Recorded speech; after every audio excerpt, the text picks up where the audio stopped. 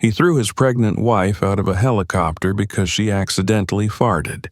He thought she had died, but she survived, gave birth, and came back stronger to ruin his life. You won't believe what she did after the fall.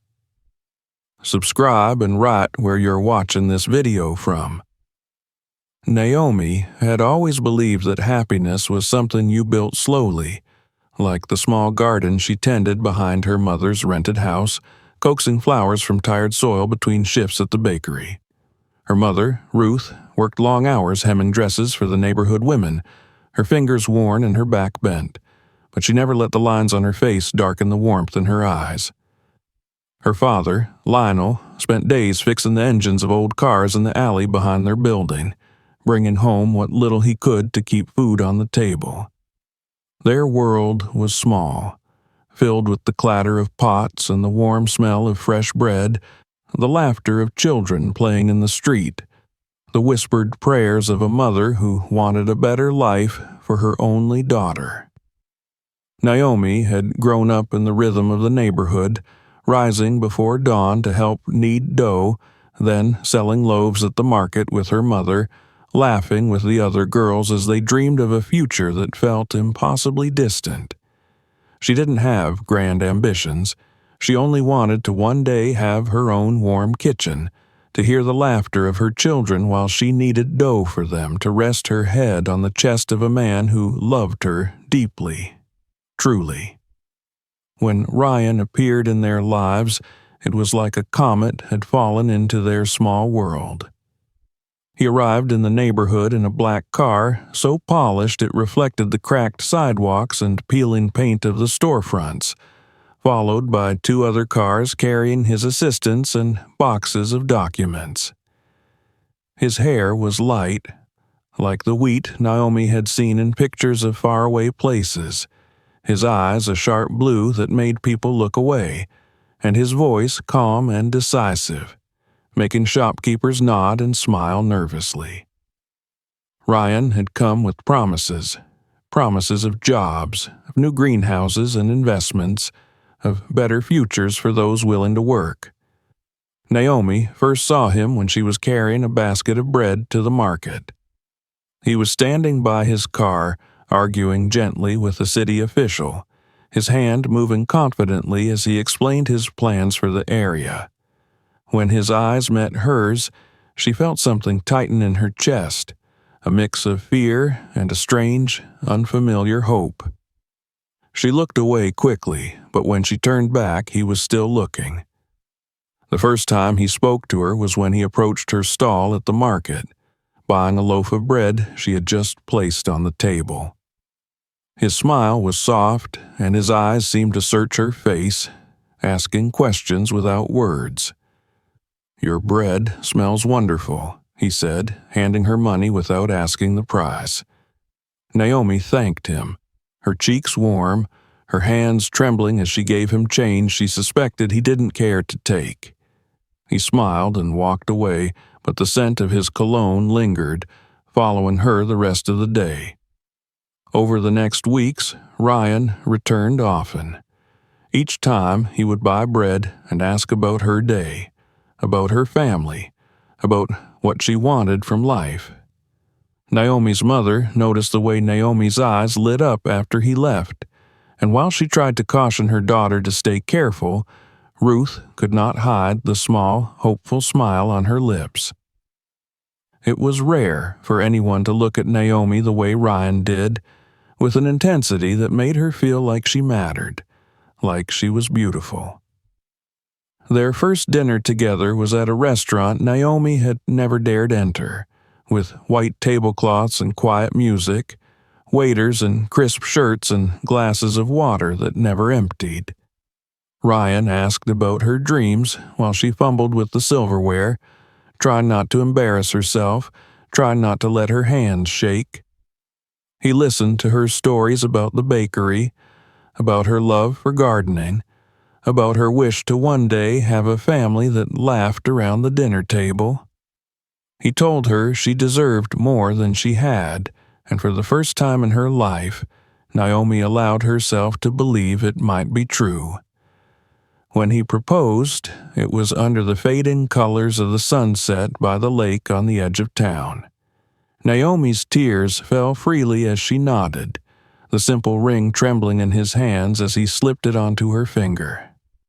Her mother wept as they hugged, whispering prayers of gratitude, believing her daughter was stepping into a life she could never give her. Their wedding was small but beautiful. Naomi wore a borrowed white dress that had belonged to her cousin, the lace worn but still delicate. Ryan looked at her as if she was the only person in the world, and for a moment, Naomi truly believed she was. They danced under string lights in the small community hall, with neighbors clapping and music echoing off the concrete walls. People whispered about how lucky Naomi was, how beautiful they looked together, how Ryan's presence was a blessing for the family. After the wedding, Ryan took Naomi to their new home, a house by the ocean with white walls and large windows that let the light pour in every morning. The sound of the waves became her lullaby, the scent of salt and wind filling the air as she explored each room, running her hands along the cool marble countertops, the polished floors, the soft sheets that smelled like lavender. There was a small garden in the back, and Naomi immediately imagined the vegetables she would grow, the flowers she would plant, the mornings she would spend with her children in the sun. For a while, everything felt like a dream. Ryan would take her to dinners with his colleagues, where she sat quietly beside him, trying to follow conversations about business and investments. He would buy her dresses, tell her to wear her hair down, compliment her when they went out, and smile when people looked at them, the beautiful couple that everyone admired. When Naomi found out she was pregnant, she was afraid to tell him, worried he might think it was too soon, that she had failed him somehow, but she couldn't contain the joy, couldn't hide the hope that grew in her along with the tiny life inside her. She told him on a quiet morning, her hands on her belly, her eyes searching his for the warmth she needed. Ryan had smiled, a quick, small smile that didn't reach his eyes, and kissed her on the forehead, telling her that it was good news, that they would figure it out. But after that day, something shifted. Ryan began spending longer hours away from home, taking calls in another room, shutting the door with a soft but firm click. Naomi found herself alone in the large house, the sound of the waves suddenly too loud, the silence between the walls suffocating. She tried to keep busy, cleaning rooms that didn't need cleaning, cooking meals that often grew cold, waiting for him to return. She sang softly to the child in her belly, telling stories about her mother, about the market, about the garden she would grow for them. When Ryan was home, he was different. His eyes, once warm, grew distant, watching her with a cold calculation that made her skin prickle. He would glance at her when she entered a room, his gaze pausing on her stomach before flicking away, his lips pressing into a thin line. Naomi tried to brush it off, telling herself it was stress, that he would adjust, that once the baby arrived, everything would fall into place. But late one night, Naomi couldn't sleep. She rose quietly, moving through the dark house, following the glow of light that spilled from Ryan's study. She heard his laughter, soft and low, followed by a woman's giggle. Naomi's heart pounded as she stepped closer, peeking through the barely open door to see Ryan sitting at his desk, leaning close to his phone, the image of a young woman on the screen, her hair blonde, her smile bright as she laughed at something he had said. Naomi backed away, pressing a hand over her mouth to keep herself from crying out. She returned to their bedroom, sitting on the edge of the bed, staring at the moonlight on the floor, her hand resting on her belly as tears slid silently down her cheeks. She wanted to believe it was nothing, that it was work, that it was harmless. But in her heart, she knew the truth. She whispered to the child inside her, promising she would protect them, that she would be strong, that she would find a way to make their world safe and warm no matter what. But as the ocean roared outside and the wind rattled the windows, Naomi felt the first true tremor of fear, a cold realization that the fairy tale she had stepped into was beginning to crack, revealing shadows she could no longer ignore. Naomi woke each morning to the hush of the ocean, the soft light streaming through the sheer curtains of the bedroom that once felt like a promise. Now, the waves sounded like a reminder of how far she was from home, from the warmth of her mother's small kitchen, from the smell of fresh bread in the dawn air, from the laughter of children running down the narrow streets. She pressed her hand against her growing belly, whispering softly to the child inside, willing herself to believe that everything would still be all right. When she told Ryan about the baby, she had hoped it would bring them closer, that it would spark the warmth she had seen in his eyes the first day they met. She remembered the way he looked at her then, as if she were the most important person in the world, as if he saw her fully, her dreams, her hopes, her heart. But the man who sat across from her at breakfast now was not the same. His eyes, once bright and curious, had become distant, fixed on his phone as he scrolled through endless emails, replying with curt, decisive swipes of his fingers. Naomi tried to hide the way her hands trembled when he spoke to her, his words sharp even when he smiled. He told her to rest, to take care of herself, but each word felt like a command, not concern. He began to criticize small things, the way she walked, the way she dressed, the way her body changed as the months passed and the baby grew. She tried to explain that it was natural, that her swollen feet and round belly were signs of life, of hope. But Ryan would only glance at her, his eyes cold, and say, "You're letting yourself go, Naomi." The isolation crept in quietly. Ryan began leaving early, returned late, sometimes not at all. Naomi would wait for him, keeping dinner warm, watching the food grow cold as the hours passed, listening for the sound of his car on the gravel driveway. When he did come home, he smelled of expensive cologne, of wine she hadn't poured, of perfumes she didn't own. Naomi told herself not to ask, that silence was safer, that she needed to focus on the baby, on keeping peace for the life growing inside her. She stopped going out, afraid of the way people looked at her, the way the staff in the house glanced at her belly before looking away, whispering softly when they thought she couldn't hear. The once bright rooms of the house began to feel like a cage, each perfectly decorated space a reminder of how alone she was, how far she had drifted from the girl who once dreamed by the market, flower on her hands, laughter in her heart.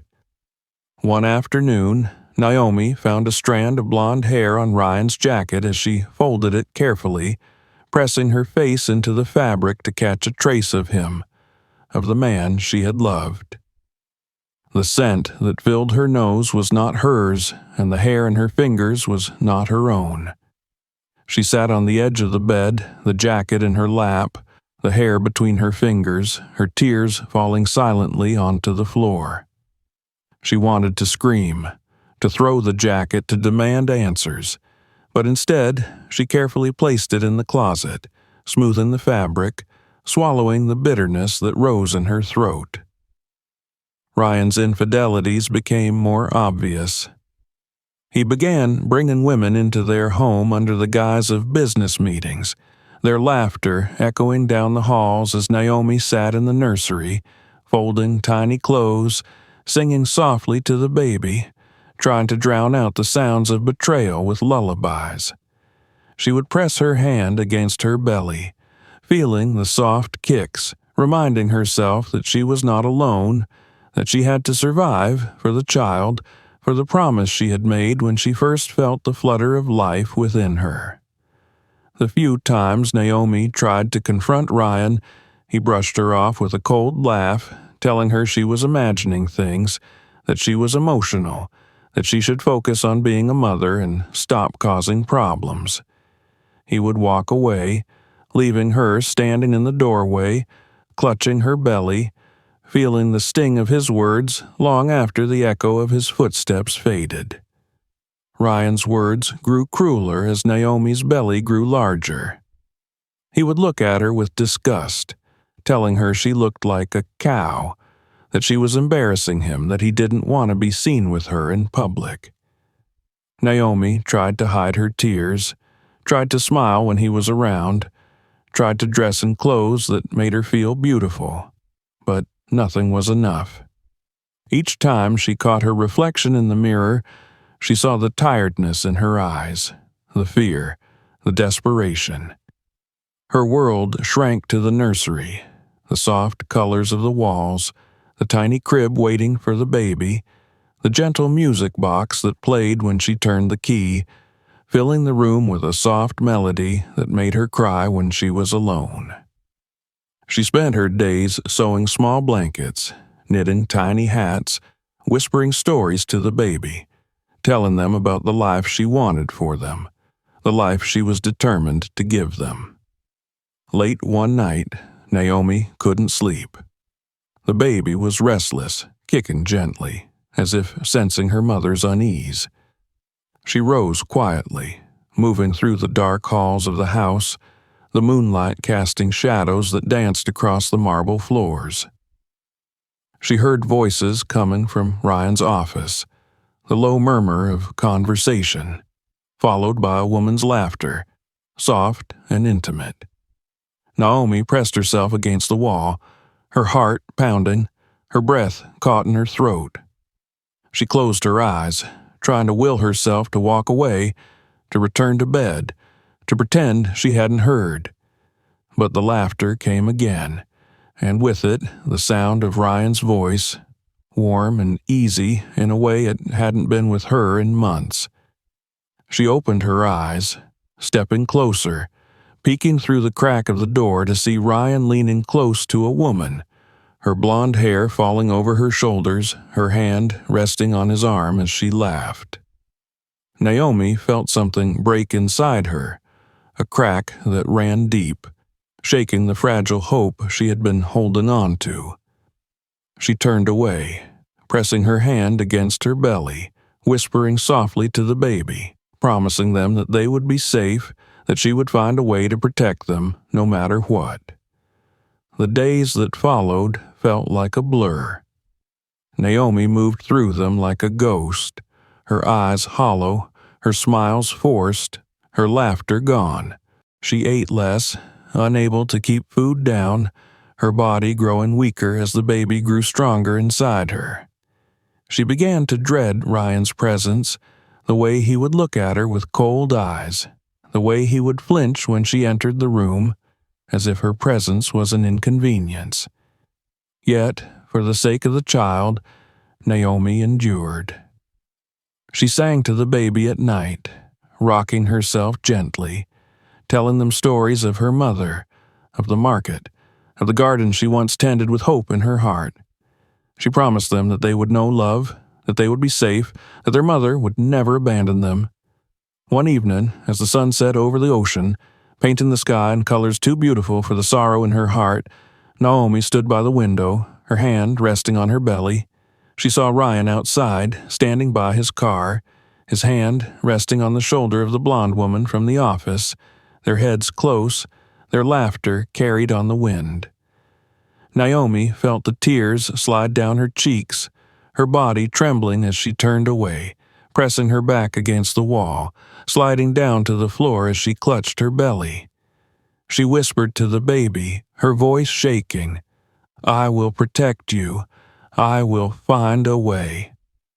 But deep inside, Naomi felt the chill of fear, the cold realization that the man she had trusted, the man she had loved, was becoming a stranger, a threat to the life she had built, to the life she carried within her. As the waves crashed against the rocks below, Naomi closed her eyes, pressing her forehead against her knees, her tears soaking the fabric of her dress, the promise of safety slipping further from her reach. She didn't know how or when, but Naomi knew that something would have to change. She could not continue to live in a house that had become a prison, beside a man whose love had turned to ice. For the child, for the promise of a future, Naomi would endure, but she would also prepare. She would find a way, even if she did not yet know what that way would be. As the night deepened and the stars filled the sky, Naomi lay in bed, the baby kicking gently, a small reminder that she was not alone, that there was still hope, still a reason to fight. She closed her eyes, whispering a prayer into the darkness, holding on to the fragile strength that remained within her, determined to survive, to protect the life she had been given, no matter what it cost her. Naomi woke to the hush of dawn, the world outside the window painted in pale pinks and soft golds, the waves rolling endlessly, whispering secrets to the shore she could not hear. The house was quiet, as always, the silence heavy, pressing against her chest like a weight she could no longer bear. She lay still, feeling the baby move inside her, each flutter a small reminder that she was not alone, that there was still something worth fighting for in a world that felt colder each day. Ryan's moods had become unpredictable, shifting like the tides. Some days he would ignore her completely, moving around the house with heavy steps, his phone pressed to his ear, speaking in low, clipped tones. Other days he would glance at her with a look that made her skin crawl, a mixture of disdain and impatience, as if her very presence was a burden he could no longer tolerate. Naomi tried to stay out of his way, moving quietly through the house, keeping to the nursery, folding tiny clothes, humming softly to the baby, whispering stories of hope and promises she wasn't sure she could keep. One morning, Ryan appeared in the doorway of the nursery, his shadow long against the soft colors of the room. Naomi looked up, startled, clutching a small knitted hat in her hands, her heart pounding at the suddenness of his presence. "We're leaving tomorrow," Ryan said, his voice flat, his eyes cold. "We need to get away, you and me. A weekend at the farm will do you good." Naomi's breath caught, confusion and fear twisting inside her. She searched his face for a hint of warmth, a reason to believe that this was an attempt to fix what had broken between them, to find a way back to the promise of their vows. "A weekend away," she repeated softly, forcing herself to smile, to hope. "That sounds nice." Ryan didn't smile. He turned and walked away, leaving her alone in the room, the air heavy with unspoken words. That night, Naomi packed a small bag, folding a few dresses, her favorite scarf, a photo of her mother she kept hidden in the drawer beside the bed. She packed a small blanket she had knitted for the baby, tucking it carefully between her clothes, pressing her hand against it as tears welled in her eyes. She whispered to the baby, telling them it would be okay, that they would be safe, that maybe, just maybe, this trip would bring back the man she had loved, the man she still searched for in Ryan's cold eyes. The morning was bright and clear when Ryan led her to the waiting helicopter, the blades slicing through the air, the sound loud enough to drown out her doubts for a moment. Naomi hesitated, her hand resting on her belly, feeling the baby move, a small flutter of life that made her smile despite the heaviness in her chest. Ryan turned, gesturing for her to hurry, his face impassive, his eyes hidden behind dark sunglasses. Naomi took a deep breath and stepped forward, climbing into the helicopter, settling into the seat as Ryan fastened the belt around her, his hands quick and rough, his touch void of tenderness. As the helicopter lifted off the ground, Naomi felt a moment of wonder, the world falling away beneath them, the town growing smaller, the ocean stretching out in endless blue beneath the clear sky. She glanced at Ryan, hoping to catch his eye, to share the moment, but he was looking out the window, his jaw tight, his hands clenched. They flew in silence. The sound of the blades filling the cabin, the wind rushing past the windows, the world a blur of colors and light. Naomi shifted in her seat, discomfort rising as the baby moved restlessly, pressing against her ribs, a sharp pain that made her wince. She tried to adjust her position, but the pain grew stronger, a cramp that twisted in her belly, leaving her breathless. She pressed her hand to her stomach, taking slow breaths, trying to calm herself, but the discomfort turned into a pressure she couldn't ignore. In her panic, she shifted again, and a small sharp sound escaped her, an involuntary gasp followed by the soft, unmistakable sound of air. Naomi's face flushed with embarrassment, her heart pounding as she looked at Ryan, her mouth opening to apologize, to explain, but the words caught in her throat when she saw his expression. Ryan turned his head slowly, his eyes narrowing, his lips curling into a sneer. "Did you just—" he began, his voice low, dangerous, each word dripping with contempt. Naomi's hands trembled as she tried to speak. "I'm sorry, Ryan. I didn't mean— It was an accident. An accident?" Ryan's laugh was cold, sharp, cutting through the sound of the blades. "You've embarrassed me at every turn, and now this? It's just— I can't control. Please, Ryan, it's the baby. It's normal." Naomi's voice broke, tears spilling down her cheeks as she tried to reach for him, to calm him, to remind him of the promise they had made, of the life growing inside her. Ryan's eyes darkened, his jaw tightening as he leaned closer, his voice a whisper she could barely hear over the roar of the helicopter.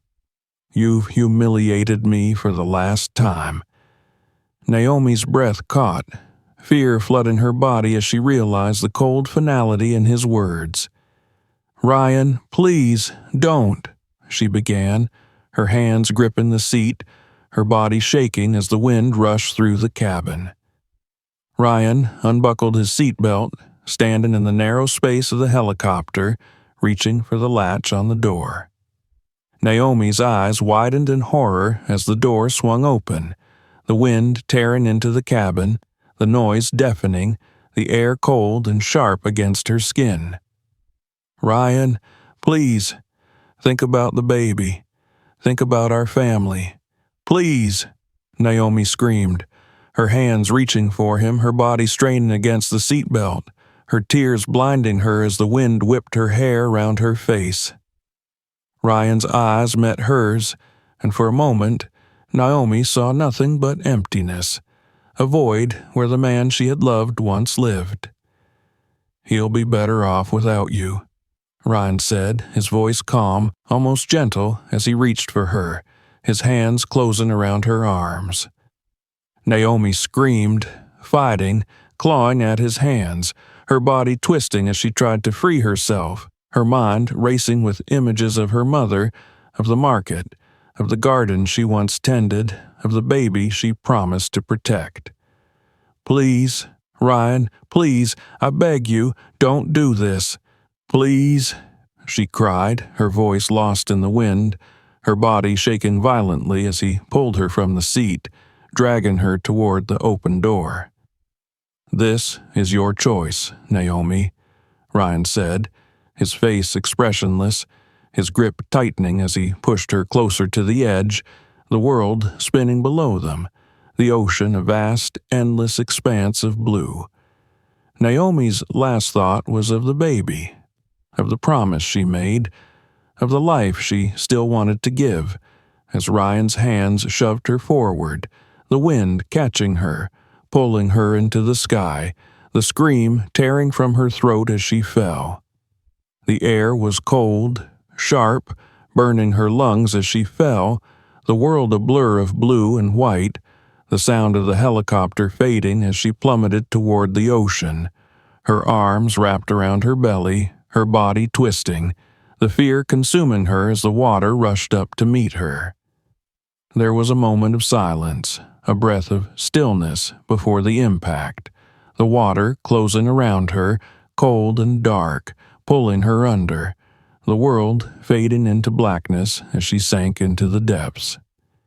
Naomi's mind screamed, her body fighting, the baby moving inside her, a soft, desperate reminder that she had to survive, that she could not let this be the end. With the last of her strength, Naomi pushed against the darkness, her arms moving, her lungs burning as she fought her way toward the light, toward the surface, towards life.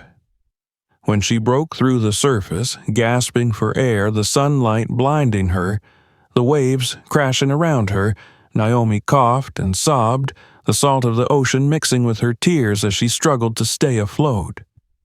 The helicopter was gone, a distant speck in the sky, leaving her alone in the endless blue, her body battered, her spirit shaken, but alive. Naomi turned her head, seeing a faint line of land on the horizon, her heart pounding as she whispered to the baby, her voice hoarse, broken, but filled with a fierce, unyielding determination. "We will live," she promised, kicking her legs, moving her arms, forcing her body to move toward the shore, each stroke a battle, each breath a victory, the promise of survival burning in her heart as the waves carried her forward. She would not let Ryan's betrayal be the end. She would not let his cruelty take everything from her. Naomi would survive. For herself, for her child, for the promise of a life still waiting to be lived. Naomi's arms felt like they were made of stone as she swam, each stroke through the salt water an agony, each breath a desperate gasp. Her belly ached with each movement, the baby heavy inside her, shifting as if reminding her to keep fighting, to keep going. The horizon felt impossibly far, a thin promise of land against the endless blue that surrounded her, but Naomi clung to it, her eyes fixed on it as she forced herself forward, wave after wave crashing over her, pulling her under, spitting her back up, testing the limits of her will. She whispered to the baby, her voice broken, "Stay with me, stay with me." The sun burned her skin, the salt stung her eyes, but Naomi did not stop. She could not stop. Hours felt like lifetimes. Her mind drifted in and out of memory, her mother's hands braiding her hair, the smell of bread rising in the oven, the laughter of children in the market, the warmth of the earth between her fingers as she planted seeds in the small garden behind her mother's house. The memory of Ryan's cold eyes, his hands pushing her, the rush of air as she fell, the fear that had wrapped around her heart like ice. She felt all of it, each memory a stitch in the fabric of her will, pulling her forward, demanding that she survive. At last, Naomi's hands touched something solid, the gritty roughness of sand beneath her fingertips, the shallow water pulling at her legs as she crawled forward, each movement a battle, each breath a sob of relief. She dragged herself onto the shore, collapsing onto the sand, coughing up seawater, shaking uncontrollably as the waves lapped at her feet. The sky above her was impossibly bright, the clouds drifting lazily across the blue, the warmth of the sun on her back a gentle reminder that she was alive.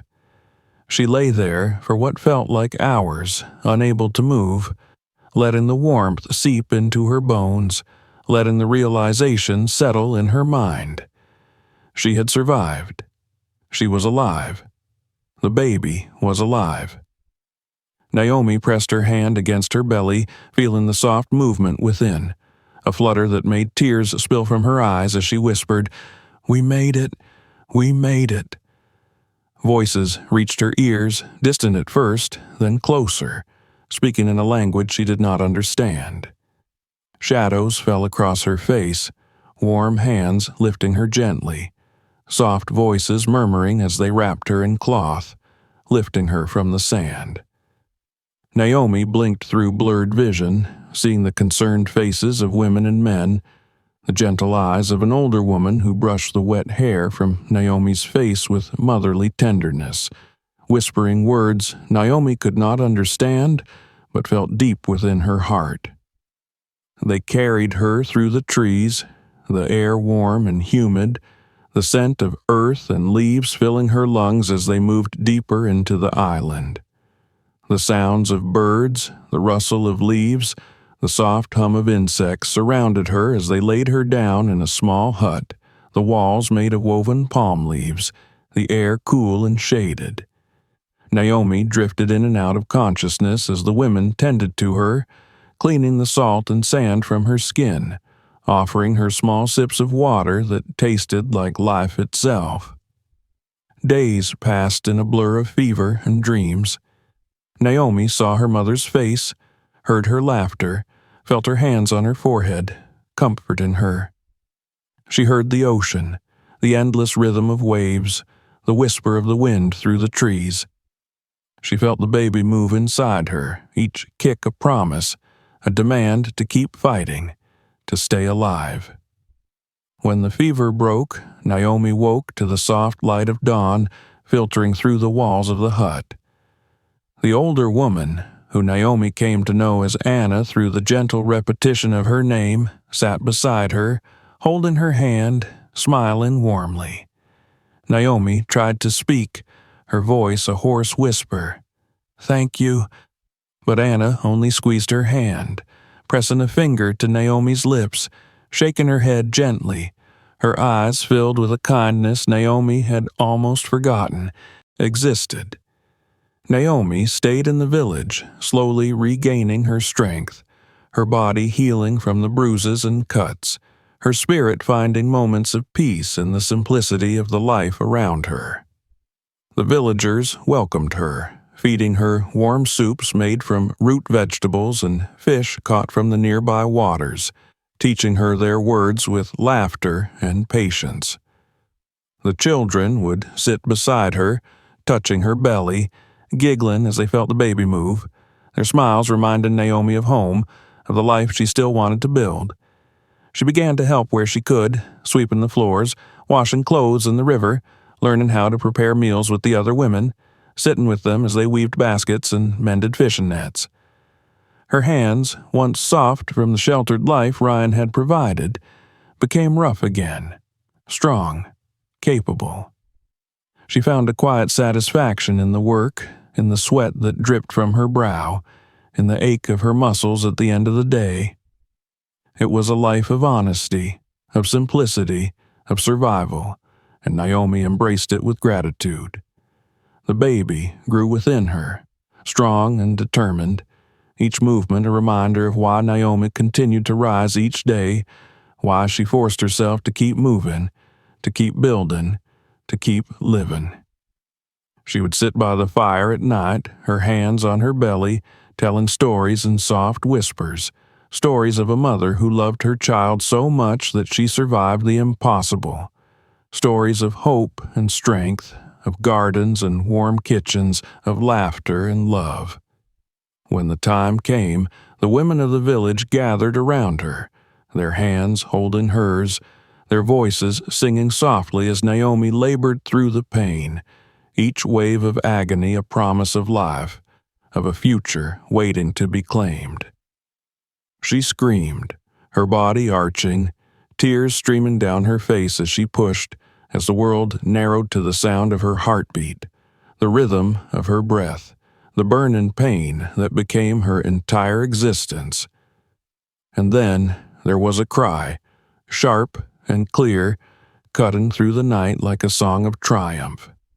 Naomi collapsed back, her body shaking, tears of exhaustion and relief pouring from her eyes as they placed the baby on her chest, the warmth of new life against her skin, the soft, wet hair, the tiny fists, the cries that were both a beginning and a promise.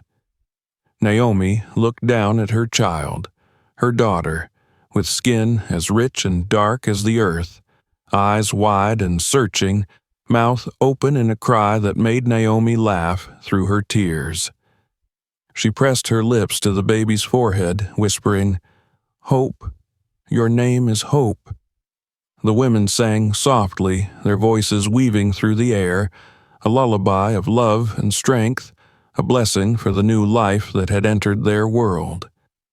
Naomi held her daughter close, breathing in her scent, feeling the tiny heartbeat against her chest, the warmth of her body, the promise of a future that had once seemed lost. In the days that followed, Naomi healed, her body finding strength again, her spirit lifting with each sunrise. She carried hope on her back as she worked, the baby's soft breath against her skin a constant reminder of her purpose, of the promise she had made as she swam through the ocean, as she crawled onto the shore, as she fought through fever and pain. She became part of the village, learning to plant and harvest, to fish and build, to live with the earth rather than against it. She learned to speak the language of the people who had saved her, laughing with them, crying with them, finding a family in the place she had washed ashore. Naomi found herself again, not in the luxury Ryan had provided, but in the dirt beneath her nails, in the sweat on her brow, in the smiles of the people who worked beside her. She found strength in the simple joys, the taste of fresh fruit, the laughter of children, the warmth of the sun on her skin as she worked the fields. At night, she would stand on the shore, hope in her arms, watching the moon rise over the ocean, the waves whispering at her feet, and she would whisper to her daughter, "We survived, we will live, and one day we will return." Because Naomi knew that this was not the end of her story. It was a new beginning, a chapter of rebuilding, of preparing, of becoming stronger than she had ever been. For hope, for herself, for the promise of a future that she would claim with her own hands. Naomi rose each morning before the sun crested over the hills, the air cool and sweet with the scent of earth and dew. Hope lay wrapped against her chest, small breaths rising and falling, a comforting rhythm that kept Naomi anchored in the quiet promise of dawn. She would watch the sky shift from deep indigo to pale blue, the birds beginning their morning calls as the village stirred to life, the fires lighting one by one as women began to cook, children's laughter echoing as they fetched water, the soft lowing of goats waking with the sun. Each day was a testament to survival, but for Naomi, it was no longer enough to simply survive. She felt it in her bones, a quiet urgency pressing her forward with every sunrise, a promise she had made to Hope on the beach, a promise she could not abandon. It was not only the need to return, but to return stronger, prepared, capable of protecting her child from the world she had barely escaped. Naomi began working alongside the villagers in the fields, learning the patterns of the soil, the behavior of the rains, the small, vital signs of when the earth was ready to yield its gifts. Her hands became rough, her skin darkened under the sun, the ache in her muscles each night a reminder of her progress. She learned how to graft branches, how to use scraps to build irrigation channels, how to compost waste to enrich the tired soil. Hope slept in a sling against her back, her small hands clutching Naomi's shirt, her dark eyes wide and curious as she watched the world move around them. The villagers began to notice the difference Naomi's methods made. Small plots that had once produced meager yields now brimmed with green, with vegetables larger and healthier than they had seen in years. Naomi taught them how to rotate crops, how to plant in ways that protected the soil rather than draining it, how to use the waste from cooking fires and animals to feed the earth. Each evening, the village gathered to share food under the stars, and Naomi felt their gratitude in the soft smiles they gave her, in the way the children ran to her, calling her name, their laughter ringing through the air like music. Hope grew alongside Naomi's efforts, learning to crawl in the dust of the fields, taking her first steps under the watchful eyes of the women who had become Naomi's family. The village became a place of renewal, each day a layer of healing over the wounds Naomi had carried when she washed ashore, each sunrise a new chance to build something lasting, something strong. It was during these days that traders began to visit the village, drawn by a word of the fertile crops, the baskets of produce larger and more vibrant than any they could find elsewhere. Naomi negotiated with them carefully, her voice calm but firm, insisting on fair prices, on trades that would benefit the entire village. She traded baskets of vegetables for tools, for seeds, for books and fabrics, for medicine for the children and elders. Each negotiation was a lesson, sharpening Naomi's mind, building her confidence, teaching her the art of value and leverage. The village began to thrive. The small homes replaced by sturdier structures, the single well joined by rainwater collectors Naomi had designed from scraps. The schoolhouse built from the proceeds of their trade, filled with the laughter of children learning letters and numbers, their voices rising in song each morning as they gathered for lessons. Naomi found joy in these accomplishments, in the quiet pride of knowing that she had not only survived, but had become the architect of something that mattered. Yet, in the quiet hours of the night, as she sat outside her small home with Hope sleeping in her arms, Naomi's thoughts turned to the world beyond the island, to the promise she had made under the stars, to the man who had tried to take everything from her.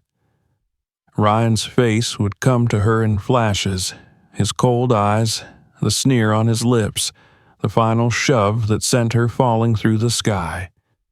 She would feel the phantom wind on her skin, the rush of fear in her veins, and then she would look down at Hope's peaceful face, her tiny hands curled in sleep, and Naomi would remember why she could not stay hidden forever. She began to prepare quietly, saving portions of each trade for herself, gathering books left behind by travelers, teaching herself to read the language of markets and business, learning about the structures of power that Ryan had once used to control her life. She spent hours by the fire at night, Hope sleeping beside her, as Naomi traced letters and numbers with her finger, whispering them aloud, committing them to memory, turning each page with reverence and hunger. Anna, the elder who had first cared for Naomi when she arrived on the island, began to notice the quiet determination in Naomi's eyes, the way she would pause during work to watch the horizon, the way her hands clenched when she thought no one was looking. "You are preparing?" Anna said one evening as they sat together, weaving baskets by the fire. Naomi nodded, her eyes fixed on the flames, the light flickering across her face. "I have to. For her." Anna placed a gentle hand on Naomi's, her voice soft but strong. "The world you left behind will not be kind." Naomi looked at Anna, her gaze steady. "It was never kind. But I will not let it break her. I will not let it take her." Anna smiled, a sad, proud smile, and nodded. "Then you must become stronger than the world that hurt you." The next day, Naomi approached Samuel, a trader who had begun to visit the village regularly, impressed by the quality of the produce and the honesty of the people. Samuel was a kind man, fair in his dealings, with connections to markets beyond the island, connections Naomi needed. "I want to expand," Naomi told him, her voice calm, her hand steady as she lifted a basket of vibrant vegetables. I want to trade beyond here. I want to build something that will last. Samuel studied her, seeing the fire in her eyes, the quiet strength in her posture, the determination that made her stand straighter, speak clearer, believe without hesitation. You can, he said, nodding, and I will help you. Together, they began to build Naomi's vision. Samuel introduced her to buyers on the mainland, people looking for organic, high-quality produce, willing to pay for it, willing to enter into agreements that would allow Naomi to send shipments regularly. Naomi organized the village, assigning roles, teaching skills, ensuring that each person was part of the success, that no one was left behind. She negotiated contracts, learned to calculate profits and losses, learned how to store and ship produce, how to protect her investments. She reinvested the profits, buying better tools, seeds, medicines, books for the school, materials for the homes.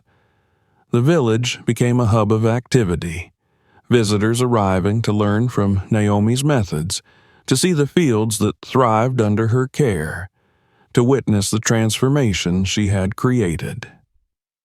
Hope grew in the midst of this progress, her laughter echoing through the fields as she ran barefoot among the rows of vegetables, her dark curls bouncing, her eyes bright with life and promise.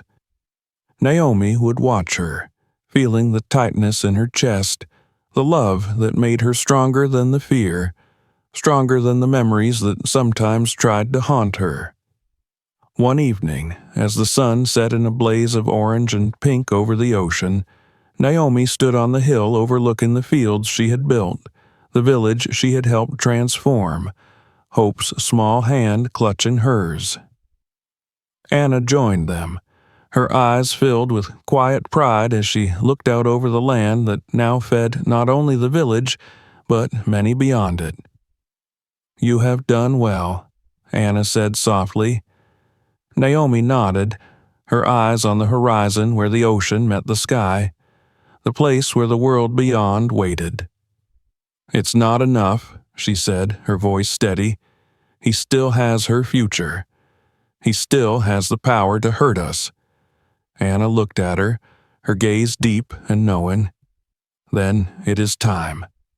Naomi squeezed Hope's hand gently, her heart pounding, the promise she had made on the beach burning in her veins. It is time. And so Naomi began her final preparations, gathering her resources, finalizing her plans, reaching out to the contacts she had built, the alliances she had formed. She arranged for travel, for legal representation, for protection, for the quiet, powerful return she had spent years building toward. She would return not as the broken woman who had been pushed from the sky, but as a woman who had built an empire from the soil, who had learned the language of power, who had transformed pain into strength. For hope, for justice, for the promise of a life that would never again be taken from them. Naomi stepped onto the mainland with the dawn, the salty air of the port brushing against her skin as the waves lapped against the docks. She stood tall, her back straight, her shoulders set, Hope's small hand clasped tightly in hers. The child's dark eyes were wide, taking in the towering buildings, the rushing cars, the noise and chaos of the world her mother had once fled. Naomi squeezed her daughter's hand gently, grounding them both in the promise that had brought them back. This time, they were not here to bow or to beg. They were here to reclaim what was theirs. Hope was 5 now, her hair a mass of dark curls, her skin glowing with the warmth of the sun she had grown beneath, her eyes alive with curiosity and the quiet confidence of a child who had only known the love of a mother who would move mountains to protect her. Naomi saw herself in Hope, but she also saw the future she was determined to secure, a future Ryan would never have the power to taint again. They settled in a small apartment overlooking the city, a place filled with light, with plants in the windows and books on the shelves, with laughter and quiet, determined conversations at night as Naomi planned her next moves. The contacts she had built through years of trading and negotiation opened doors she once would never have dared to approach. Investors who had heard of her success in sustainable agriculture, of the small empire she had built from the soil, reached out, eager to partner, to learn, to align themselves with her vision. Naomi met with them, shaking hands, her eyes steady, her voice clear and measured as she laid out her terms. She would expand her operations, bringing her methods to the cities, ensuring food security and fair wages for farmers, building networks that would benefit not only her but the countless others who had been overlooked and oppressed by the very systems Ryan once manipulated. She negotiated fiercely, her mind sharp, her knowledge deep, her resolve unshakable. The media began to notice her, the story of the woman who had risen from nothing, who had survived the impossible, who had built something powerful and just. They did not yet know the truth of her past, of the man who had tried to silence her forever.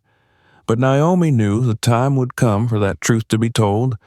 For now, she focused on building her influence, securing her position, ensuring that when she confronted Ryan, it would be on her terms, in a way that could not be ignored or dismissed. Hope attended a small school nearby, her days filled with learning and play, her evenings spent beside Naomi, drawing pictures of the farm, of the ocean, of the home they had left behind. Naomi watched her daughter with quiet pride, her heart swelling with love each time Hope looked up and smiled, each time she asked questions about the world, each time she spoke with the certainty of a child who felt safe, who felt loved. When Naomi was ready, she reached out to a journalist, a woman named Camille, who had built a reputation on exposing corruption and injustice, who fought for the stories of women who had been silenced, who had survived. Naomi told her everything: the marriage, the isolation, the betrayal, the moment on the helicopter, the fall, the fight to survive, the birth of hope, the building of a life from ashes. Camille listened, her pen moving slowly across the pages, her eyes meeting Naomi's with understanding and quiet fury. The story was published days later, the headlines explosive, the images of Naomi standing in her fields, hope on her hip, juxtaposed against images of Ryan, smiling in boardrooms, shaking hands with politicians, his image carefully crafted to hide the rot beneath the surface. The article detailed the financial fraud Naomi had uncovered through years of quiet investigation, the illegal dealings, the manipulation, the cover-ups.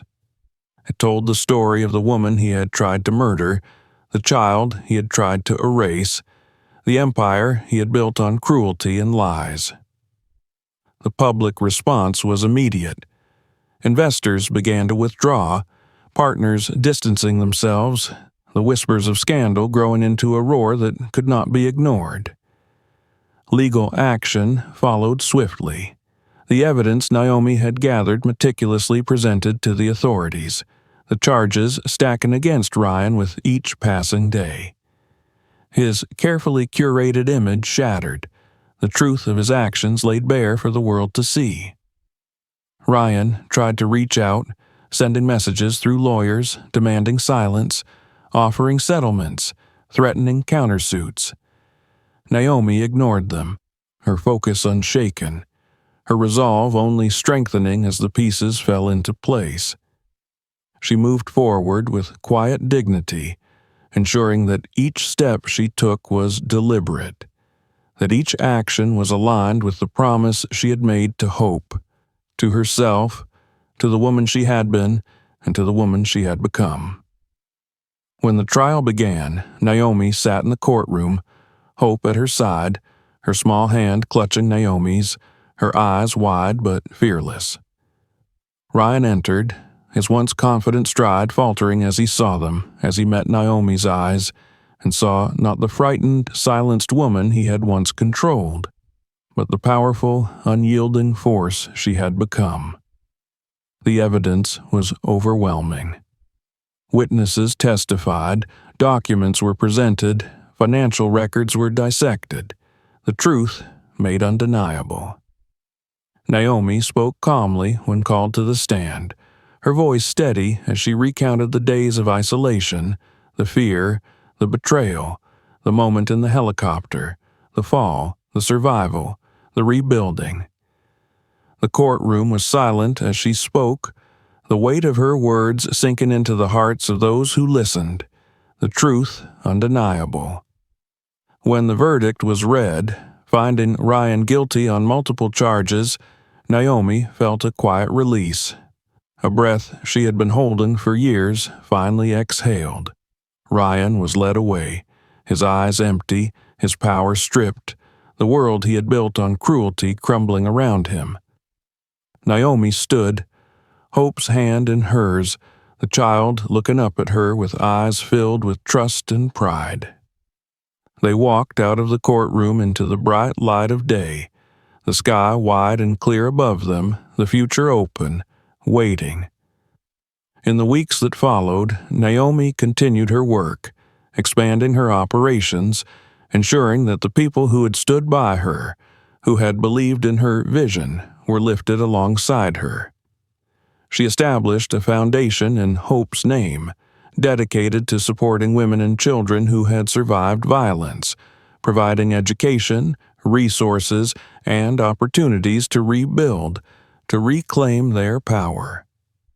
They moved into a new home, a place filled with light and warmth, with a garden where Hope planted flowers and vegetables, her laughter echoing in the air as she chased butterflies, as she learned to care for the earth the way her mother had taught her. Naomi found peace in the simple moments. The feel of the soil between her fingers, the warmth of the sun on her skin, the sound of Hope's laughter, the knowledge that they were safe, that they were free. At night, Naomi would sit by the window, watching the moon rise, the stars appearing one by one, Hope asleep in her bed, her small form curled under the blankets, her breathing soft and even. Naomi would close her eyes, breathing in the peace of the moment, the quiet certainty that she had kept her promise, that she had protected her child, that she had reclaimed their future. She had returned, not as a victim, but as a survivor, as a builder, as a mother, as a woman who had faced the darkness and refused to let it win. And in that quiet, in the soft glow of the moonlight, Naomi would whisper to the night, to the stars, to herself, and to Hope, "We are free now." And they were. If you found this story powerful, make sure to subscribe for more. Check out our other videos for stories you won't want to miss, and share this with someone who needs to hear it today.